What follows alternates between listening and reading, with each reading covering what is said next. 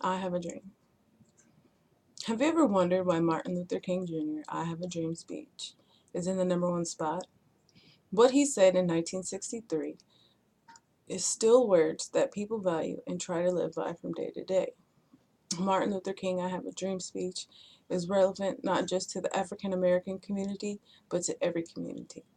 I, Tawana Hardy, am a credible speaker because I have done my research and I am looking at this information with an open mind. My message today is to let everyone know the importance of the I Have a Dream speech. I will prove to you all today that this speech written 51 years ago is still relevant to today's society. The topic of civil rights in the African American community was a big deal in 1963. Example, but 100 years later, the Negro still is not free. 100 years later, the life of the Negro is still sadly crippled by the militias of segregation and chains of discrimination. 100 years later, the Negro lives on a lonely island of poverty in the midst of the vast ocean of maternal prosperity. 100 years later, the Negro is still lavishing in the corners of the American society that finds himself an exile to his own land. And so we've come here today to dramatize a shameful condition. Words from Martin Luther King Jr. Also, in this time, with the great civil rights of the African American, there are those who are asking the devotees of the civil rights, when will you be satisfied? We can never be satisfied as long as the Negro is the victim of the unspeakable horrors of police brutality. We can never be satisfied as long as our bodies, heavy with the fatigue of travel, cannot gain lodging in the motels of the highways and the hotels of the cities. We cannot be satisfied as long as the Negro's basic mortality is from a small ghetto to a larger one. We can never be satisfied as long as our children are stripped of their selfhood and robbed of their dignity by signs stating for whites only. We cannot be satisfied as long as a Negro in Mississippi cannot vote and the Negro of New York believes he has nothing for which to vote. No, no. We are not satisfied, and we will not be satisfied until justice rolls down like water and righteousness like the mighty stream. This is taken from the Bible, that quote right there.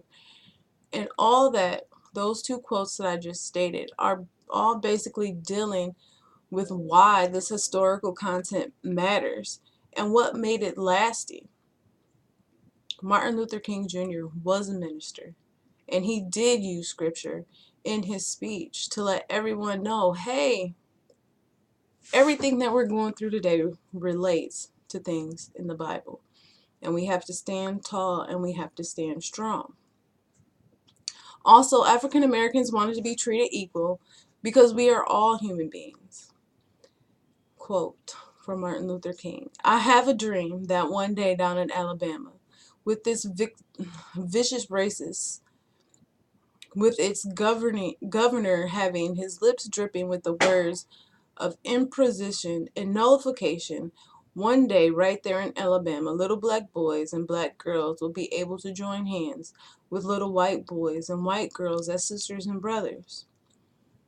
With this faith, we will be able to hew out the mountains of despair a stone of hope. With this faith, we will be able to transform the jangular discords of our nation into a beautiful symphony of brotherhood. With this faith, we will be able to work together, to pray together, to struggle together, to go to jail together, and to stand up for freedom together, knowing that we all will be free one day. All these things go to prove that Martin Luther King Jr. was not just thinking about the civil rights of the African Americans, but all Americans together, going through life together as one humankind. What made this speech successful? At the time that he gave this speech, people were ready for change. and he was ready for change. I am happy to join you today in what will go down in history as the greatest demonstration of freedom in the history of our nation. That march on Washington in 1963 was one of the greatest peaceful demonstrations to ever take place in this country, and it still is today. Also, Martin Luther King talked a lot about the Constitution and the Bill of Rights and how everything needs to be formatted for everybody because we are all equal. Five score years ago, a great America, in whose symbolic shadow we stand today, signed the Emancipation Proclamation. This momentous decree came at a great beacon light of hope to millions of Negro slaves who had been seared in the flames of withering injustice. It came as a joyous daybreak in the end of the long night of captivity. When Martin Luther King spoke, his voice was powerful. He was a minister and people trusted him. He was looking out over the crowd and he wasn't scared of anything that could happen back in those times. In his speech, he used a lot of scripture from the Bible. And most people were of faith, and they trusted and they believed. They had faith in him. While listening and watching the speech, the first emotion that you hear is joy. He was so grateful to be there. He was so grateful to be helping his people at the time and knowing that this was going to be a great thing. Martin Luther King used metaphors in a lot of his speech, and he definitely used a lot of storytelling. Also, the speech was empowering to everyone who heard it. People were tired of all the hate, the killing, and disrespect. Martin Luther King invoked hope, a new beginning for all mankind to take the journey together. And they believed that all things would be better. While listening and reading this speech, I had great pride in the African American community. His vision was so clear and was so focused.